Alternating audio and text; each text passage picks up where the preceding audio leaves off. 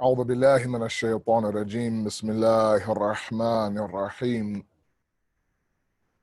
الحمد لله الذي لا يبلغ مدحته القائلون ولا يحصي نعماءه العادون ولا يؤدي حقه المجتحدون الذي لا يدركه بعد الحمم ولا يناله غوص الفطن ثم الصلاة والسلام على أشرف الأنبياء والمرسلين حبيب قلوبنا وطبيب نفوسنا وشفيع ذنوبنا سيدنا ومولانا أبي القاسم محمد اللهم صل على محمد وآل محمد وعجل فرجهم وآل بيته الطيبين الطاهرين المعصومين المظلومين لا سيما بقية الله في الأرضين صاحب العصر والزمان خليفة الرحمن إمام الإنس والجان ولعن الله أعداءهم أجمعين إلى يوم الدين أما بعد فقد قال الله وقوله الحق بسم الله الرحمن الرحيم يا أيها الناس إنا خلقناكم من ذكر وأنثى وجعلناكم شعوبا وقبائل لتعارفوا إن أكرمكم عند الله أتقاكم صدق الله العلي العظيم اللهم صل على محمد وآل محمد وعجل فرجهم. We first of all send our condolences to the Imam of our time and the Maraje and all of you and your respective families on the night of the Shahadat of our sixth Imam, Imam Jafri Sadiq alayhi salatu wassalam. May Allah subhanahu wa ta'ala include us amongst the true Shi'as of this Imam, include us amongst the Sadiqeen, with not only with our tongue, but with our actions as well. And let me also express my gratitude, my appreciation to the Lady Fatima Center there in Denver. I've been trying to get out there to see all of you in person for many, many years. Brother Arsalan has been very patient with me and my schedule. And, it took a pandemic for us to connect, albeit online over Zoom, but nonetheless, it's nice to at least spend some time with all of you over this platform. Inshallah, if Allah gives us tawfiq, I can be there with you in person and visit the Mile High City with all of you and check out your beautiful mountains and the city itself. The topic that I have been asked to touch upon, and I understand that I'm dealing with a very young community, young parents as well. It's one of my favorite groups to speak to and to address. And especially during this time of reflection, of isolation, of seclusion, where we are with our families, and dare I say, we're getting to know our families a little bit better now, spending almost 24 hours a day together. And the topic of parenting and family building, such an important topic and so much to say. I mean, I would require 10 lectures on this topic alone, and I know that other scholars, other esteemed ulama who are more fadil and more qabil than me for sure, have addressed all of you on this topic. But I would like to speak a little bit on some of the practical tips. And let me first of all address one thing to all of my parents out there. And again, I don't know how many of you are young parents. I don't even know what young parents mean. Does that mean that you have extremely young children or whatever the case may be? I'm not sure. I can tell you that I am in the exact same boat that all of you are in. I have 3 young ones, 12, 6, and 4. And, they've been home now for the past 3 months. I appreciate your du'as. Thank you very much. And, my wife and I have been homeschooling them. And it's been a challenge, right? Grade 6, grade 1, and junior kindergarten. And between the Zoom sessions and the Google Classrooms and the assignments and to turn everything in, and it's been a challenge. And sometimes in that challenge, some negativity creeps into our internal universe, if I can say that. And we end up kind of thinking to ourselves that we are failed parents, okay? Especially when we start to, we're part of these, 85 WhatsApp groups, and people are posting pictures of the breakfast that they made for their child, or some craft that they learned, or look at my child memorize this surah, and my child can write their name, and my child can do this art and ride this bike and do that rollerblading. And you think to yourself, wow, my kid can't do any of that. So you think already you're a failed parent. My child is behind many of the other kids. On top of that, you're not happy with the fact that you're losing your temper. You're not happy with the fact that how your body looks and how you feel. And so everywhere you look, it's just failure, failure, failure. And that has a very, very heavy impact on your self-image, your self-love. Eventually you end up thinking, what's the point of even worshiping God? I won't even get that right. And my initial point to all of you is that, number one, everyone is going through what you're going through. That's the first thing. Those who post pictures, I wish you could see the before and after, right? The behind the scenes, the BTS pictures, as they call it, behind the scenes pictures. Let's not go based on the social media posts and, the meals that people are cooking for their family, and all they can do is at the most maybe fry some fries and maybe make a sandwich here and there. People are making all these amazing salads and barbecuing, grilling. So the first point I want to make to all of my young, beautiful parents out there, number one, is that accept the fact that everything has a season. Everything is seasonal. Right now, what all of you are going through is seasonal. Seasons change. Seasons begin, seasons end. I don't know how it is in Denver. I imagine it can't be, it's not even close to the harsh winters that we have. But me right now, I'm in Toronto, sitting right now in Toronto, live right now. And we, are enjoying beautiful weather after 6 months of a harsh, grueling winter. And typical as the insan is, we're never quite happy with where we are, right? When I was in the midst of a January storm, for example, when I say a storm, I mean snow up to your knees, and it's so cold that I would start my car, go back inside, give my kids breakfast, get ready, go back in and go back outside to the car and drive them to school. That's what I'm talking about. And during that season, I keep telling myself, okay, you know what, a few more months, then all of a sudden spring will hit, right? That same tree that's dead in my backyard is now the same tree that will flourish and be green today. And lo and behold, we're here now. Beautiful weather, went out with the kids today, bike riding, went for a walk, and you end up thinking to yourself, wow, it's really hot today. You end up feeling sticky and icky, and you think, wow, just 3 months ago, I was complaining about how cold it is now, complaining about how hot. It's seasons, guys, and seasons will change. And with new season comes new challenges, right? Right now, focus on the fact that it will not always be like that. You'll have a moment to look after yourself and do self-care and do self-love and maybe increase your worship. And if at the most all you can do is just uphold your wajibat and your fara'id, then that's a big accomplishment.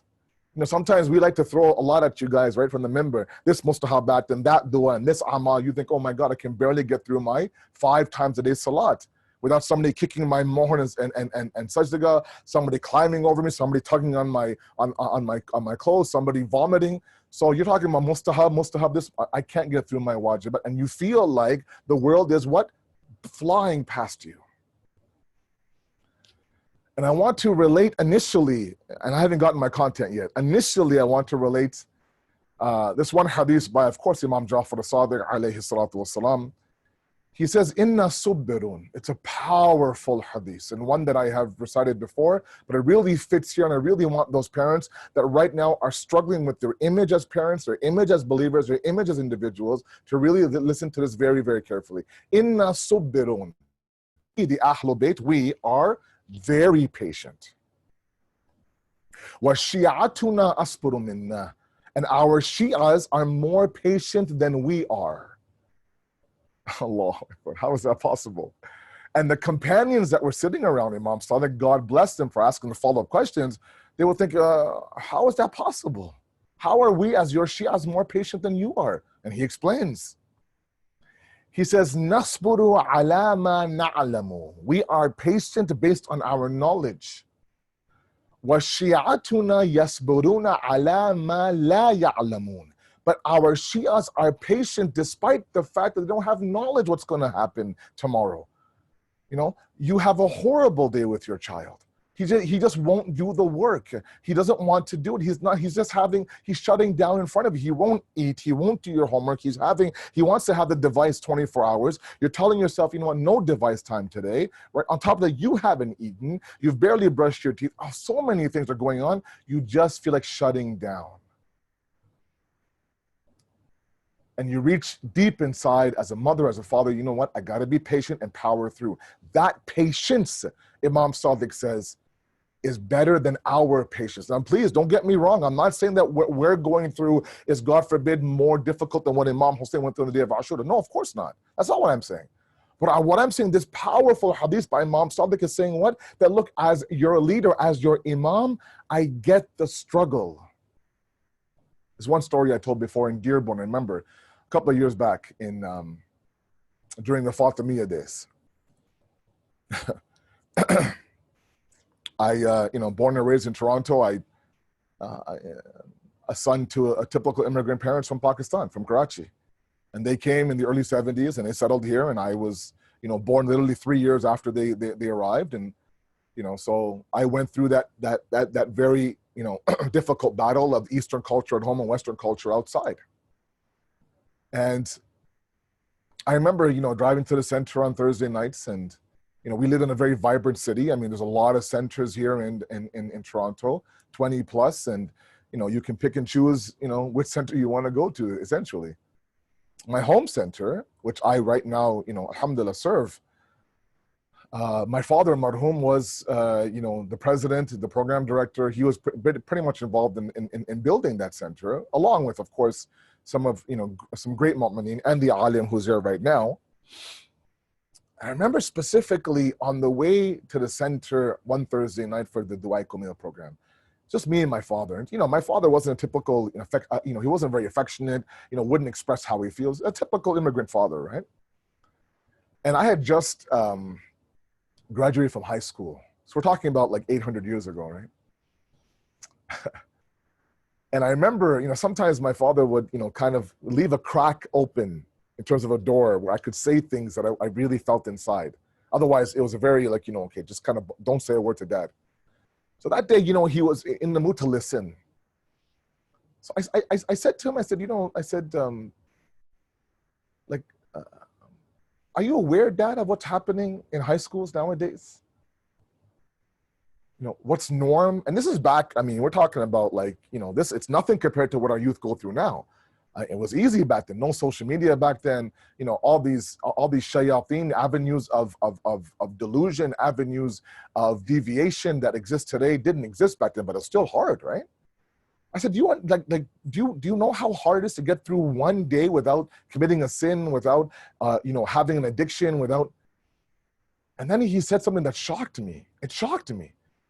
He said, you don't think I get it? You don't think I get the fact that you just went through 4 years of high school, mind you, without becoming a father, without becoming a criminal, without becoming a drug addict, without being a dropout, and the fact that you didn't do these 4, 5, 6 things that appear to be norm nowadays, and you survived all that without having all these things, I'm extremely proud of you. I get how difficult it was.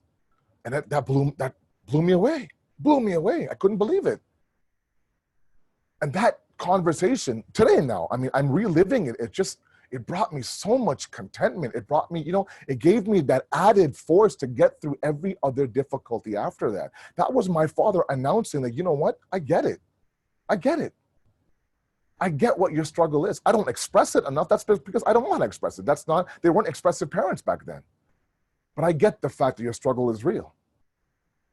That was my father. This is Imam Sadiq alayhi salam, telling us what? Shi'atuna asburu minna. They're more patient than us. Right? So any of you right now going through struggles in your life, drowning in parenting, drowning in the struggles of trying to raise good, pious, God-fearing kids in this, ever-changing, racist, bias, oppressive era we live in. It's so difficult. It's so hard. And the Imam is saying that we as the Ahlul Bayt, as your Imams, we get it. We get it. maybe that might allow us as parents to get through, through those tough moments.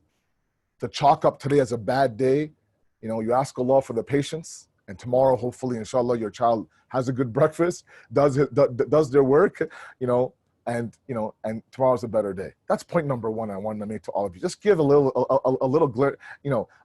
smack of hope to all of you, inshallah.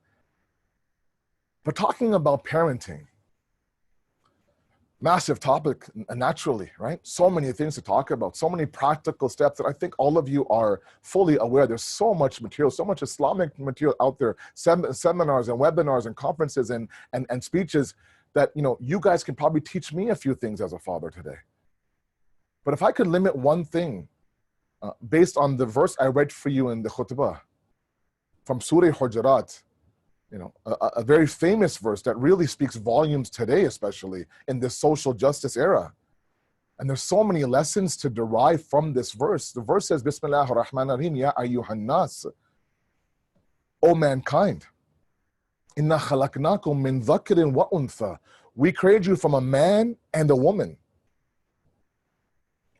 وَجَعَلْنَاكُمْ شُعُوبًا وَقَبَائِلَ لِتَعَارُفُوا. And we placed you in nations and tribes, so you may know each other. Right? If this was a social justice discussion, talking about what's right now, what's happening in the US, and really globally, I could extract so many lessons from this portion of this verse alone. But my topic is parenting. Right? Inna akramakum indallahi atqakum. If you want any honor, if you want any prestige, if you want to be elite, it's not the color of your skin. It's not your last name. It's not your gender. I'm sorry. If anything holds any value in the eyes of Allah, it's atqakum. It's you being God conscious. That doesn't have a color or a gender or a last name or Sayyid or not Sayyid. No, it doesn't. I'm sorry. Right? God consciousness is a lifestyle to live. But before that, the portion before that, how God placed us in nations and tribes, right? It is innate inside of us. It's fitri, as they say in Farsi and Urdu. For us to what? To gravitate towards those that make us feel like we belong to them, that might talk our language, that might look like us, that might believe like us, that might have the same gender as us. I remember my mom used to tell me way back in the early 70s, right? We would go to, we would go grocery shopping, let's say me and your father. If we saw anybody that was a little bit brown, we would go and say hello to them. Doesn't matter. They could be Sikh, Hindu, Muslim, doesn't matter. Oh my God, you're brown, I'm brown, let's talk. I mean, now, of course, if you see, now it's a little bit too much brown, but, you see that happening. Why? Because that's our people. Like I remember in my time in Qom when we used to learn Farsi, they would put in one classroom learning the language, they would put individuals from different countries in that one classroom. So I remember my very first Farsi class.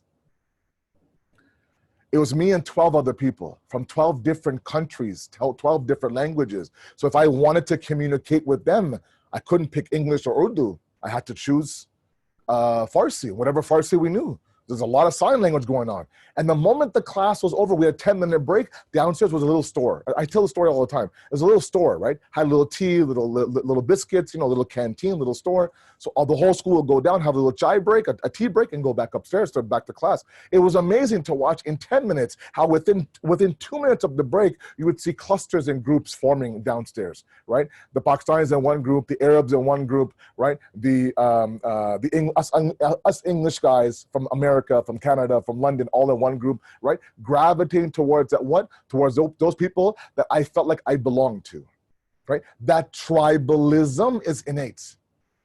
That tribalism is innate. And the very first tribe of any child is the family. The 4 of you, the 3 of you, the 5 of you, the mother, the father, and the siblings, or the single parent and the siblings. That is the tribe. That's where they're looking to see, do I belong to this tribe or not? Because the moment that you feel like I belong to any tribe, you give everything to that tribe. You're loyal to that tribe. If that tribe hurts, you hurt, right? If that tribe is oppressed, you're oppressed. If that tribe flourishes, you flourish, right? We think about the tribes back in the Holy Prophet's time. There was this immense loyalty the Prophet saw. He used that loyalty to what? To direct that loyalty towards the deen of Islam. But the very first tribe of any child is the family. Before God, before the deen, before Islam, essentially the parents are the child's God at that moment. They don't want to upset the parents. And so long as, and this is a crucial statement, please, so long as the child feels like they still belong to their tribe, they'll stay within the tribe. The moment that your child feels like I no longer belong in this tribe of mine, even if it's my own family, I'm going to search for a tribe outside of the family. And that's where we've lost our kids. I'm not saying that they can't have good kids. I'm not saying it's not possible. Of course it's possible. But it's so much more effective when the child is at home with the parents. Now, how can I feel and how can I give this child this belongingness that is, it's a whole topic in psychology, right? Right? The idea that we innately, as human beings, we have this innate feeling to belong to something, to be acknowledged. Right? If the group that I'm part of, my tribe, acknowledge me, accept me, make me feel like a brother or a sister, I'll live and die by the tribe. I'll sacrifice everything for the tribe. That's how strong that innate tribalism is. وَجَعَلْنَاكُمْ شُعُوبًا وَقَبَائِلَ. We did that to you, Allah says. We placed that tribalism inside of you. Not so you can be elite and supreme and racist and bigoted and prejudiced. No, so you can understand each other, know each other, right? Honor the Lord who put various colors and cultures and languages. The Quran refers to various, languages and colors in the Quran as وَمِنْ آيَاتِهِ. It's one of his signs, Allah says. One of my signs are the various colors of the skins in this universe. Not that, all of a sudden now you think you're supreme because you're a certain color. No, of course not. Now, how do we do it? How do we do it? How do we make a child feel like they belong inside of my home? Give me some practical tips. Okay. And, these are very simple tips. The first thing is acknowledge their existence inside the home. And that starts off at a very, very young age. If you have the luxury of having very young kids, 3, 4, 5, 6, 7 years old, okay? You are working with raw material. You can do whatever you want, right? It's an open, it's uncultivated land, as Imam Ali says. You can, whatever you plant, that's what's going to grow. But it's at that moment that you feel like, look, you are very important to me. Acknowledge their existence, small things.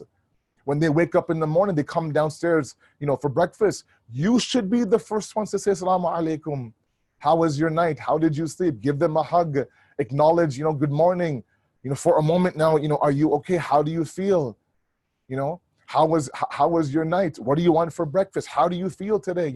Right away, oh my God, the first thing in the morning now, right? Even that brief 2-3 seconds, I felt like I was acknowledged. Again, I'll go back to my father's stories. And, I'm just talking real to you guys right now. I remember, we lived in a small apartment and a 3-bedroom apartment. And, my sister had her own room, of course, because she was the diva of the house. And, my parents had their room and me and my brothers would share one room. And my growing up, I remember, this is when I was probably 10, 11, whatever years old.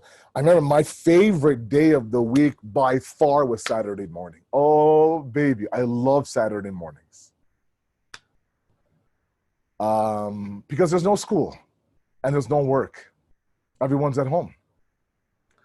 And I remember specifically, 8:30, 9 o'clock in the morning, I'd wake up and I would go running where? To my parents' room. I just kind of open the door and look inside, and then I would wait. I would wait to hear those words that still today echo in my head. And my dad would say, come in, we're awake. Come in, we're awake. Or in Urdu, he would say, Ajo, Ajo, Ajo, Ajo, Ajo, Ajo, come in, come in, come in, come in. And I would slam the door open, and what I would do, I would jump inside the bed. There's no rush, right? My dad didn't have to rush off to work. I had no school, of course. And, and sometimes my dad, he was a big guy like me, right? He would sometimes, play wrestle and, give us a hug and this and that. And then my mom would wake up and, start the day. And for those 5-6 minutes, that's it, 5 minutes, Saturday morning, he'd wrestle with me, he'd do this, that, and that was my acknowledgement. It spoke volumes to me. And even now in my 40s, guys, when I have my moment of mental health, when I have my moments where I feel like I'm a failed parent, and yes, I have those moments too, where I feel like I'm not climbing the spirituality ladder fast enough, those moments, please come in. Those agile moments now get me through those moments. Those were the 5 minutes that my father acknowledged my existence. He was a great father, but for those 5 minutes, no one else mattered. No work, no school, just me and him. Was huge. So if you're picking, when this pandemic is over and you go pick up your child from school, right away you have to ask them, how was your day? How was your day? And what was the most favorite part of your day? And if you're like my kids, they have these long-winded stories that start from Prophet Adam all the way down through Nuh, Ibrahim, all the way to the Prophet of Allah. Woo! I said, Baba, how can you have such a long story in a 6-hour day? Oh yeah. And so long as Baba's listening, they will keep every nitty-gritty detail. Did you eat your lunch? Yes, I did. And then they'll tell me about everyone else's lunch. This person had that snack, this person had this snack. Can we buy this snack? How come we never get there? Okay, no problem. That's what? That's acknowledgement. Acknowledgement. Right now, when I do some youth counseling, when I go and I talk to those kids in my community and my family sometimes that I feel like are struggling in life, and they let me into their world. I break down the wall brick by brick, and they really truly let me into their world. I realize that sometimes, decisions they make later on in their life are triggered by the fact that growing up, Maulana, I was ignored as a child inside my home. I was silenced. Every time I opened my mouth, I was shushed by somebody. Every time that I went to go give my opinion about something, you're small, you're some, tum to chote ho, they say in Urdu, right? Right? Sag bash, brother khud na bash, they say in Farsi, right? You can be a dog, but just don't be a younger brother, right? And after a while, that plays with your self-confidence. You end up feeling, I don't have a voice. I'm invisible. The biggest dhulm and oppression you can do on your child growing up at a very young age is make that child feel invisible. Give that child visibility inside your home. If during this quarantine time you guys have had board game nights, where you guys play something, charades, whatever the case may be, always ask each child, we're gonna let you choose the game and let them do the entire game. Wrong. That's not the rules, making it up, it doesn't matter. Give them that stage. Let them feel like, oh my God, I'm on the stage. It's my night. I can decide what to do. Let's play hangman, Baba. Let's play hangman. Let's play Connect Four. Let's play Connect Four. Let's play charades. Let's play charades. No problem. Whatever you want, I'll do. And you should see the look on their face at 7 years old. Why? My tribe has accepted me. I become acknowledged inside their home. But imagine now, the moment that someone opens their mouth, you ignore them, you walk away from them, you talk to them as you're walking away from them. Meaning what? What you're saying isn't important to me. That's the message, right? The Prophet of Allah, if he was facing this way and somebody was talking this way, he would turn like this and talk to them straight one-on-one, letting them know that, look, nobody else matters at this moment. Whatever you're saying to me is utmost importance to me. That's acknowledgement. As your child gets older, 15, 16, 17 years old, and Imam Sadiq says that third set of 777 now begins, where they are a wazir to you, they're an advisor to you. Use that. Ask them for their advice. Ask them for their advice. Look, we want to move. We want to go to Hajj. We want to plan a vacation, for example. What do you think? You're now, mashallah, the oldest of the house. So me, your mother, or me, your father, and you will have a meeting. Not the younger ones, only you. Come and you give us your ideas. What do you think? And then once you decide that we're going to go here for our vacation, for example, then you assign them a task. Your job is to find a flight. Your job is to find a route. Your job is to find out what are things to do there. I want you to schedule one day for us, a hike or fishing or shopping, whatever the case may be. Whatever the case may be. Because it becomes a challenge as the child gets older and older and older to keep them in the tribe. Make them feel like, you know what, let's do this. We can stay here, you know? And that to me growing up was the single most important thing for me. And the moments, the practical moments, I remember, you know, like we would play board games. Literally, I remember maybe 5 or 6 growing up, the jokes and the laughing and this and that. And I mean, we're talking about 30 years after those events. They're fresh in my mind. They carry me through those rainy days.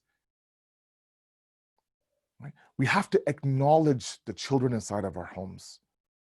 Okay. Point number 2, last point, and then Masa'ib. And that is that when you do acknowledge them, you have to identify how each child needs acknowledgement. An example in our book sometimes, and you know, it may be attributed to a hadith by Imam Ali alayhi salatu wasalam, where he talks about the fact that a parent is a gardener. A gardener. The job of a gardener, the role of a gardener, a successful gardener is the one that gives all the tools to grow per flower. Does not apply the same tools for every flower. A rose needs certain elements to grow. A tulip needs other elements to grow. This flower needs other elements to grow. I only know 2 flowers. We're no different. A failed parent is the one that nurtures and nurtures this the same way for every single child. Every child is unique. That's the beauty of the creation of Allah subhanahu wa ta'ala. And in that uniqueness, you as a parent, us as parents, we have to identify my 6-year-old needs more affection, my 7-year-old needs more direction, my 12-year-old needs some more space, more patience, blah, blah, blah, all these things, right? And as a gardener, we need to identify what is that acknowledgement. Like my younger one, my middle child, my youngest daughter, you know, I have 2 girls and a son. My son is my youngest. My middle one just constantly needs to come in and check in. She'll come and she'll hug Baba, she'll smell Baba, she'll just sit there and rub her head against Baba's shoulder and she'll go every so often, right? But her Eid, her Christmas, her like, oh my God moment is when I approach her and I say, you know, Rahma, can Baba get a hug? It's like, oh my God, can you get a hug? Of course you can. And she goes running towards me. And then, like, as she leaves after that hug, a simple 3-second hug, her world is unicorns and butterflies, right? Acknowledgement. And sorry, I'm not trying to tell you that I'm a good father. I'm not at all. But I'm just using my own examples, right? Acknowledgement. Remember, one of the oppressive things that we could do is make our child feel invisible. How many parents call me and say, Malana, he comes home, he goes straight to his room. I don't know what he does all day. He comes down, he eats, doesn't say a word, goes back up to his room. You know, we don't know what to do. That's not a normal child, right? That's somebody who has lost confidence in the tribe. So my brothers and my sisters, parenting is a challenge, especially in this day and age. Embrace that challenge, accept that challenge, be fair to yourself. Whatever season you're going through, if right now all you can do is feed your kids and make sure that they're sleeping properly, then that's your season. If you have children that are 15, 16, 18, and you can give them, you know, self-love and self-confidence to be in this world and to be a servant of God, then you've done your job. That's why we have these stories of Nabi Nuh alayhi salam inside the Quran. As great as parents as we are, we're not the prophets of God. Nabi Nuh was a prophet of God, or Ulul Azam prophet. His son, of course, went off the path. Innahu laysa min ahlik, the Quran. He's not from your ahl. He's not, God says to Nabi Nuh. Hasn't followed your path. So my humble advice and suggestion to all of you, as a brother of yours, as a son to all of you, is to do the best you can. If you can sit there, look yourself in the mirror and look at your spouse and say, you know what, as parents, we are doing the level best that we can. We're shielding them from all the things that are out there that are easily accessible. Then leave the rest up to Allah subhanahu. It's easier said than done. I get it. But, you know, it's a struggle and you're always going to feel like I could have done more. But it doesn't mean that you stop and you negate and you reject the things that you have done. You know, like, we take our youth camping every single year here in Toronto, up north, 4 hours, 5 days, 4 nights. And I remember one year we went to an island, this beautiful island. And we would, you know, we would canoe every day. And we would have a race around the island to see who would, you know, who would come back the fastest around the island. Now, I want you to imagine that, you know, 2 brothers hop into a canoe and they start to canoe, and then halfway around the island, the canoe flips. Happens all the time, right? Are they asked now to grab the canoe, walk back to the dock, and start again? No. All you do is unflip the canoe, climb in, and start from where you left off. Just because you have a bad day, a bad moment, a bad week, it doesn't negate everything else you've done before. Just because that canoe flipped doesn't mean they haven't gone through half of the island, right? So let's not be that hard on ourselves. Let's do the level best that we can and do a little bit of self-care, but understand inna subdarun hadith. Understand that if you want to give your child the tools, start off with acknowledgement. Because the reality is that this deen of Islam has come with a huge sacrifice. My brothers and my sisters, and you know, 2 minutes of masaib and iltimas dua, you know, huge sacrifice from the Ahlul Bayt. We're here to commemorate Imam Sadiq alayhi salam. The glory years of the Shia faith, the golden era of Shiism, as it's called. The elevation of Islam, the Hawza Ilmi of Islam, 4,000 students at his door from all walks of life. Muslim, non-Muslim, Jews and Christians, atheists would come knocking at the door of our 5th and 6th Imams. All these great sciences that we see in our universities, if you trace some of them back, they go back to this amazing Imam. But ultimately, he was poisoned, buried in Baqi. And as difficult as the poison is that the enemies of the Ahlul Bayt would give, my humble statement to Imam Sadiq tonight is that, Mawla, you're very, very blessed in the sense that your son washed your body. Your son wrapped your body in kafan. Your son buried you with the utmost respect. You come to the 61st Hijri on the plains of Karbala, your Jad Hussein didn't have that luxury. After burying Ali Asghar, he grabs Sayyidah Zainab and goes towards the tent of Imam Sajjad. And Imam Sajjad, out of sheer sickness, is in and out of consciousness. Imam Hussein now begins to shake his shoulders to wake him up. The book said that when Imam Sajjad opened his eyes and saw the state of his father, he couldn't recognize his father. Hussein's back a little bit bent. Hussein's eyes dark. Blood all over his body, scar upon scar. And look up to Baba, Aina Habib, Baba, Aina Abul Fazl Abbas. Where are all your warriors? Where are all your companions?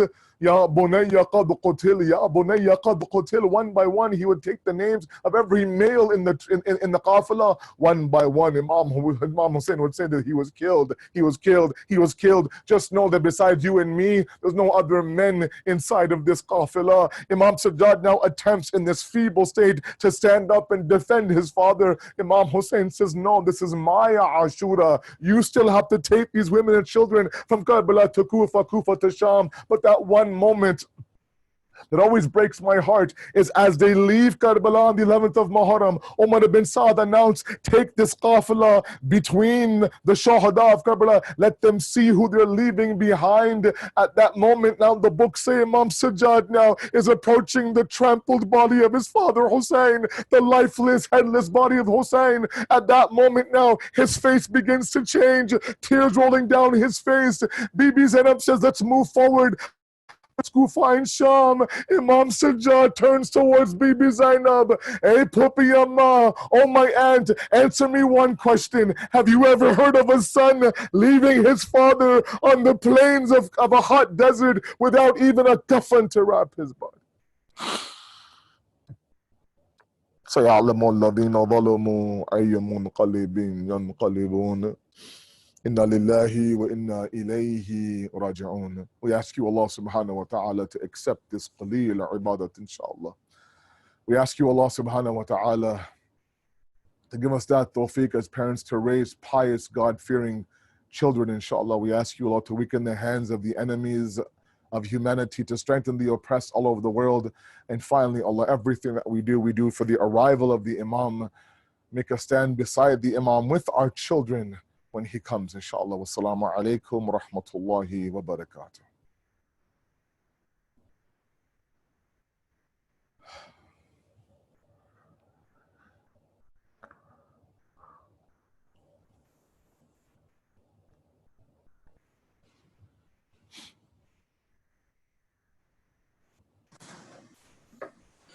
یا حسین کاظم اٹھا رہے ہیں جعفر کا جنازہ، کاظم اٹھا رہے ہیں جعفر کا جنازہ، ہائے حسین کہہ کر آنسو بہا رہے ہیں، کاظم اٹھا رہے ہیں جعفر کا جنازہ، تابوت کو اٹھا کر جتنے قدم بڑھائے، ہر ایک قدم پہ ان کو سجاد یاد آئے، عابد کی بے بسی کا نوحہ سنا رہے ہیں، کاظم اٹھا رہے ہیں جعفر کا جنازہ، منصور نے غزہ میں زہر جفا دیا تھا، مظلوم کے بدن پر جس کا اثر ہوا تھا، افلاک سے ملائک پرسے کو آ رہے ہیں،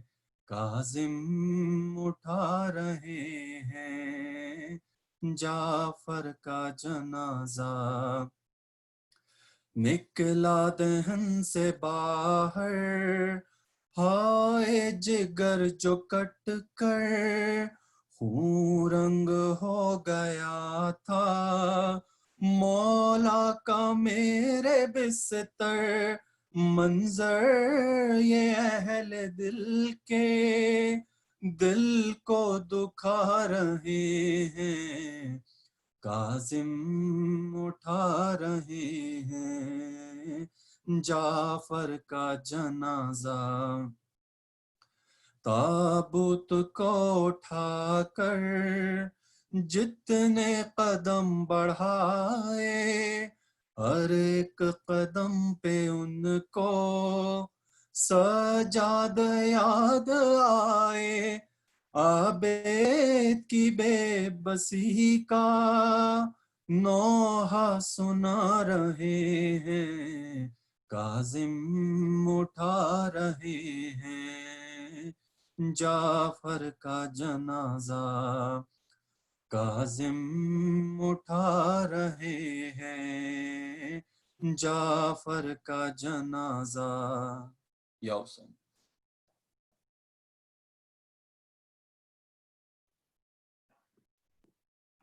شفق رنگ چشمای ساده،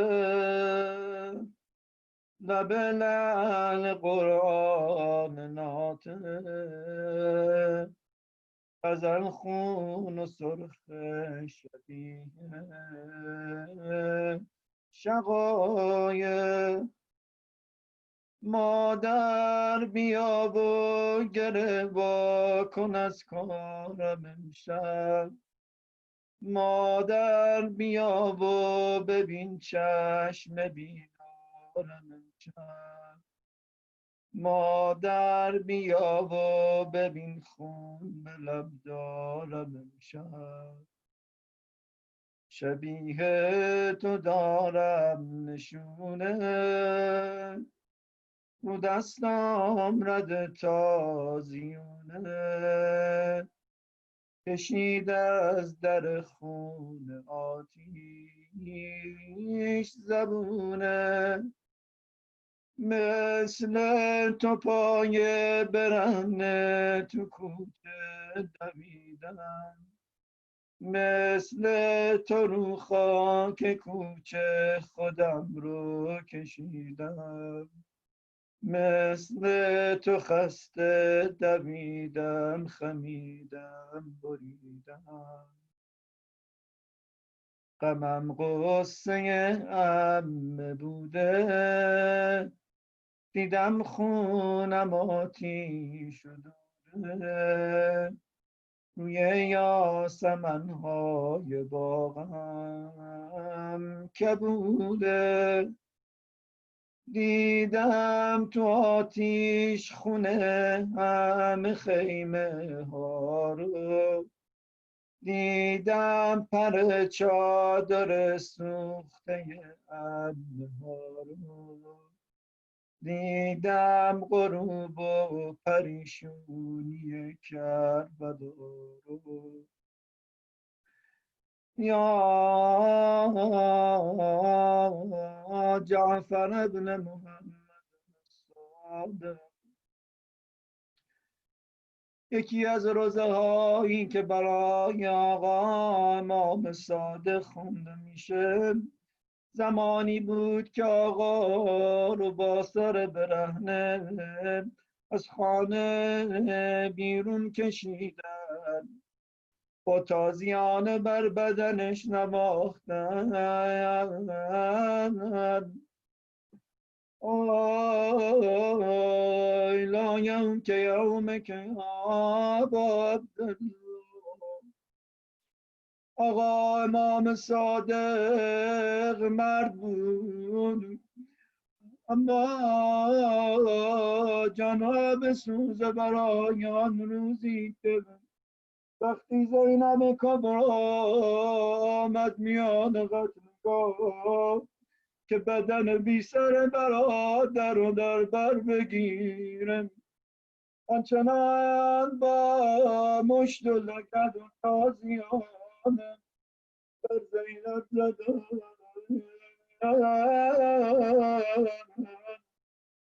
یک نفر بود و یک بدن، اما 100 نفر می زدن زینب رو. تیغاشان مانده بود در گودال، با سپر می زدن زینب رو.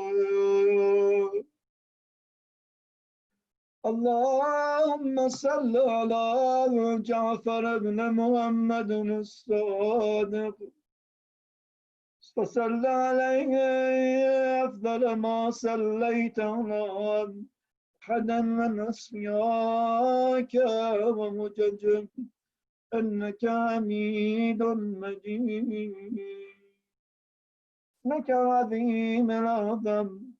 آقا امام صادق یا الله یا الله یا الله یا الله یا الله یا الله یا الله یا الله یا الله یا الله یا رحمان یا رحیم یا مقلب القلوب ثبت قلوبنا على دينك، واكفنا يا قاضي الحاجات ويا كافي المهمات، إنك مجيب الدعوات، إنك على كل شيء قدير.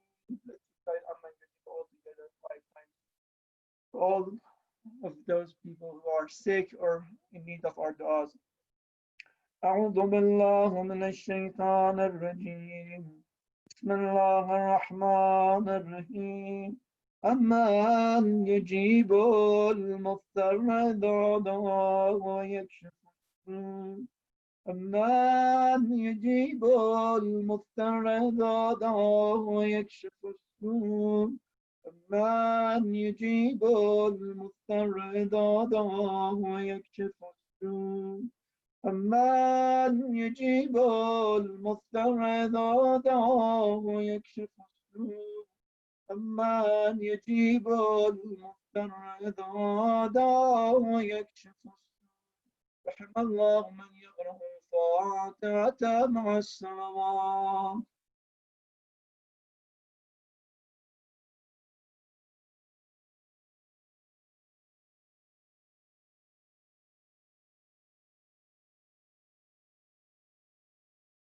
Allahumma salli ala Muhammad wa ali Muhammad. Jazakumullah to Sayyid Asad for that amazing, enlightening lecture. Very beneficial, and I'm sure everyone agrees. And also thank you to all the brothers who recited. We have about 15-20 minutes till prayer time, but we know that Sayyid is on East Coast time, so it's pretty late for him. So if there's any questions, maybe we can do that for the next 5 or 10 minutes. You can unmute yourself and ask, or you can send it in the chat to us, and then I can read them out. But inshallah, we'll try to limit it for the next 5 to 10 minutes, and that way we can let Sayyid get back with his family, inshallah.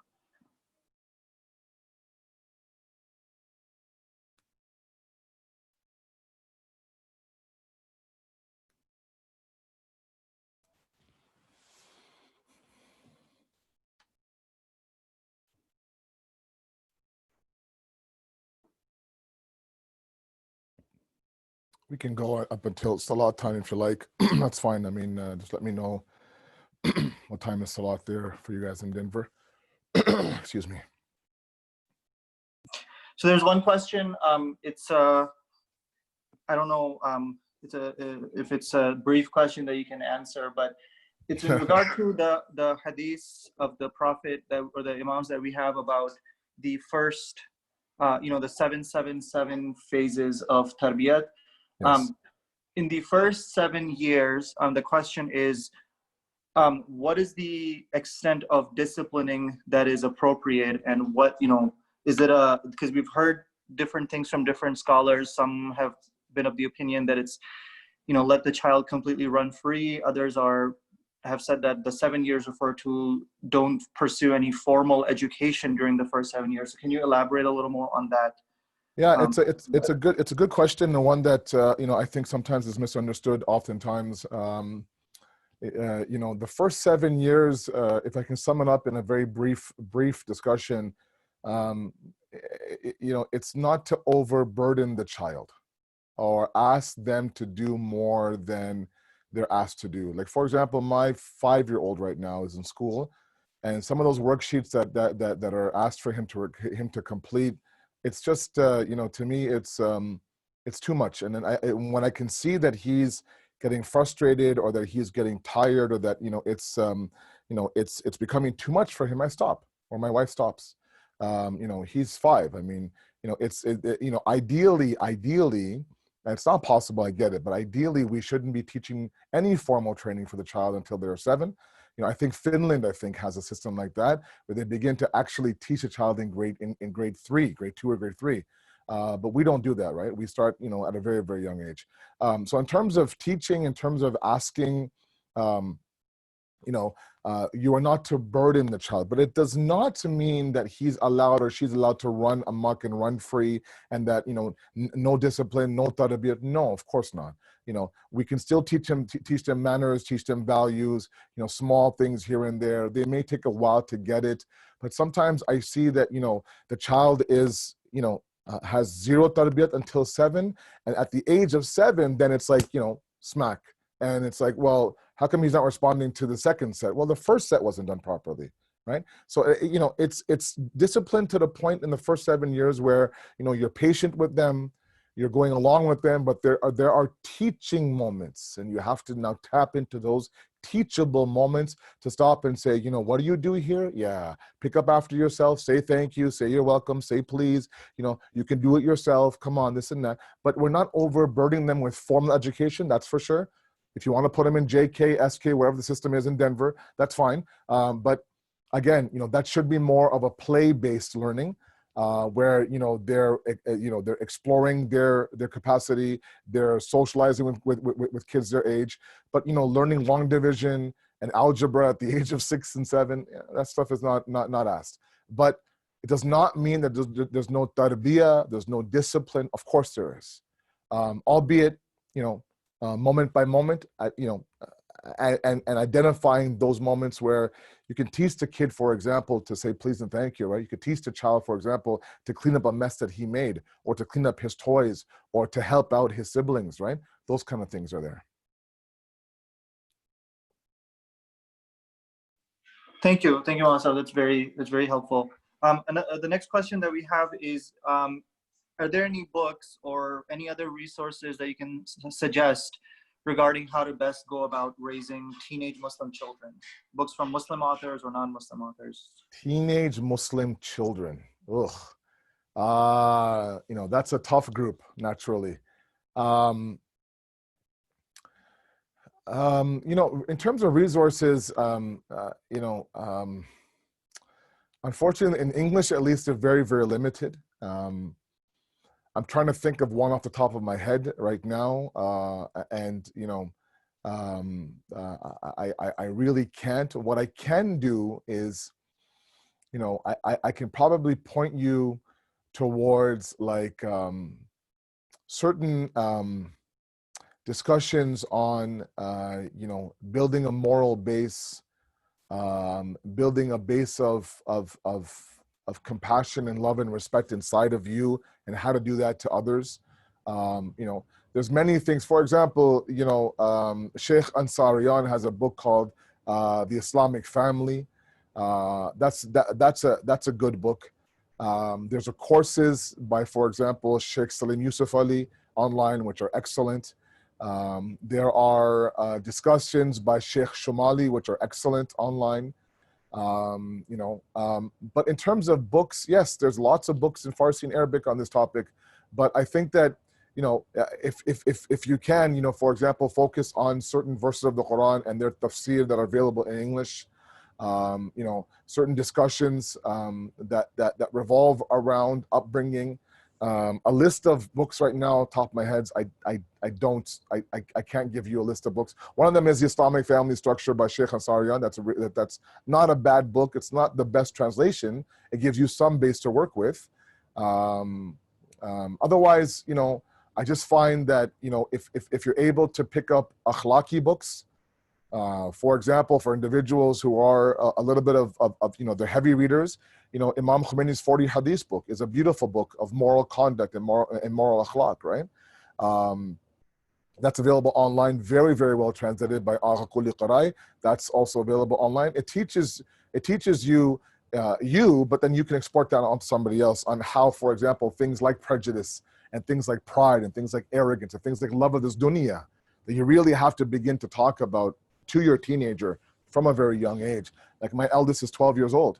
And, I held off talking to her about racism and about prejudice and about what's happening right now, and George Floyd and other things. But eventually you can't, right? So you have to sit her down and talk to her at her capacity, at her level, and bring in these books and bring in these sayings and bring in these verses of the Quran to kind of bring the whole package home.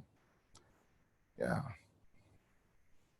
Thank you, Asad. That's very helpful. There's a question in regard to I guess there's a discussion going on Facebook recently about the supposed hadith or saying that don't raise your children the way that you are raised, for they were born for a different time. And I guess a scholar or speaker on Facebook commenting that that's not a hadith from Imam Ali alayhi salam. So can you elaborate a little more on, is that a hadith? And if not, is that a true principle?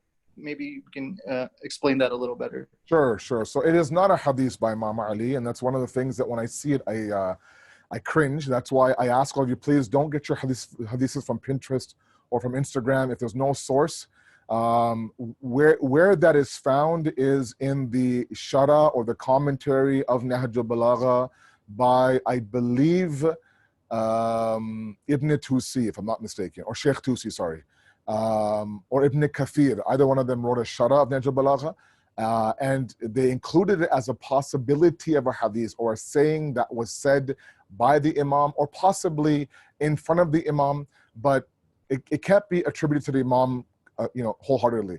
But is it a principle of the deen? Yes, it is. Precisely what I said in the speech about a gardener talks about the fact that you have to know the elements of growth and what to place around the child in order to do that.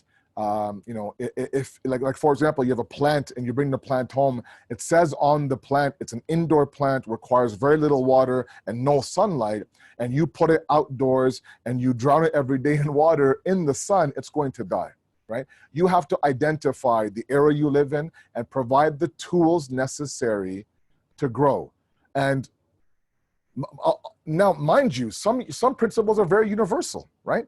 Respect for others, greeting others, these cultural values that sometimes our youth throw out, be it the Arab culture, the Iranian culture, the Pakistani Indian culture, that has beautiful, beautiful things.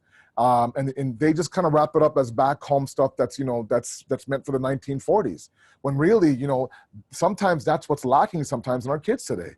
It's just basic, good old-fashioned upbringing with some basic, respect for your elders, knowing how to talk, let's say, tone in your voice, communication, for example, finishing your food, how to dress, how to speak in front of elders, when guests come over, how to act, how to dress in a masjid, all these things that I think sometimes right now, with all due respect, are lost. We're just happy the kid is coming to the center, forget the fact how he looks, did he comb his hair?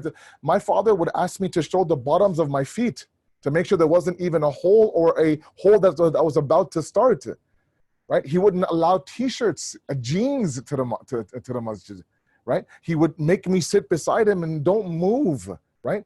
Those kind of things I think are lost, right? Those are universal, those transcend generations. But, this emphasis, let's say, for example, on, culture when it overrides religion, right? Or this emphasis on the fact that only one language is a language of the deen. There's no other avenues of the language. Or for example, Imam Hussein's dhikr or remembrance or azah, it can only be done in one language. Those things are problematic for sure, right? But other universal principles can be taught, and you can and you should use those that you used, even if you got them from back home in the East. But not everything, right? So it is, it's a case by case sometimes, but definitely, as a parent, especially as an immigrant parent raising kids in the West today, we have to kind of change the way that we do things a little bit. I'm not saying lose your principles, but a little bit understand give and take, right? Like there are some things, like I was born and raised in Toronto. There are some things that my daughter does today that I know are not malicious, but if I did that to my father, oh my God. But I just chalk it up to the fact that she doesn't know better, right? She's just a product of this society right now. And I have to kind of ease up the grip a little bit and explain to her, look, let's try it this way next time, right? But those kind of things. I'll give you a very simple example, right? I don't mean to be long-winded, sorry. Very simple example.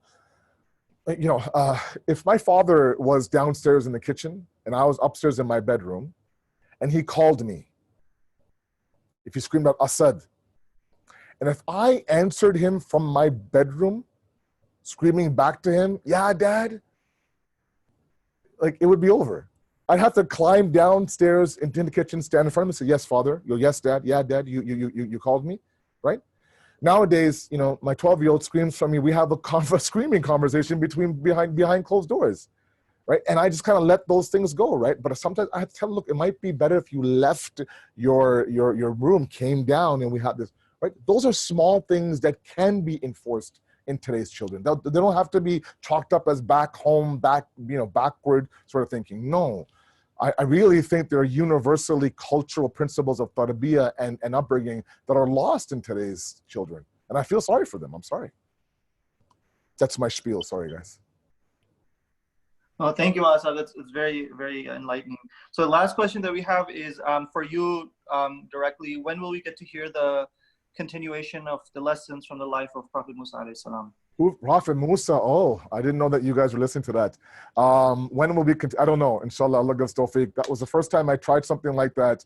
You know, I really felt like you know, we don't know enough about the prophets, and my challenge was to make it, and this sounds horrible, make it as appealing as possible, and try to make it like a like a television show essentially, with episodes. And I would, you know, sometimes go so far to kind of give recaps, and you know, but I think that, you know, there are an immense amount of lessons from these stories of these great individuals that really, I think, can be applied today. One of them is Nabi Musa. You know, and alhamdulillah, you know, I've gotten really nice feedback. The Mu'mineen have been so caring and loving. And inshallah, you know, if Allah gives tawfiq, we can continue. There's so much more to a story, of course. You know, but I did want to come up to the death of Fir'aun, and alhamdulillah, I was able to do that in the month of Ramadan. So thank you for the feedback. Inshallah, you know, if Allah gives tawfiq, we can continue. Maybe I'll come down to Denver for a couple of weeks, and we can do that together live, inshallah. That would be awesome. Let's we can after the program we can you know, set the dates for that, inshallah. Sure. So inshallah, we'll conclude with that, since about 4 or 5 minutes left till prayer time. If I can request Asad to please lead us in dua, and then we can conclude with that dua, inshallah. Sure. I think the best dua right now is to end with dua faraj and dua imam zamana. Everything we see right now in the world, everything we see right now in the US, all of it, everyone is screaming for social justice. And we understand that true social justice comes under the rule of a hujjat and a proof of Allah. Everyone is looking for some leadership. We had that leadership. It's in the it's ghaib right now. We ask Allah, inshallah, for the sake of the Imam, that he hasten that reappearance, and that he allow us to be worthy of the reappearance of Imam Zamana. So please join me in reciting dua Imam Zamana, inshallah. A'udhu billahi minash shaitanir rajim. Bismillahir rahmanir rahim. Allahumma kulli waliyyika حجة ابن الحسن صلواتك عليه وعلى آباه في هذه الساعة وفي كل ساعة وليا وحافظا وقائدا وناصرا ودليلا وعينا حتى تسكنه أرضك توعا وتمتعه فيها طويلا برحمتك يا أرحم الراحمين. Thank you very much to you all. May Allah bless all of you, inshallah. Thank you very much. Wassalamu alaikum wa rahmatullahi wa barakatuh.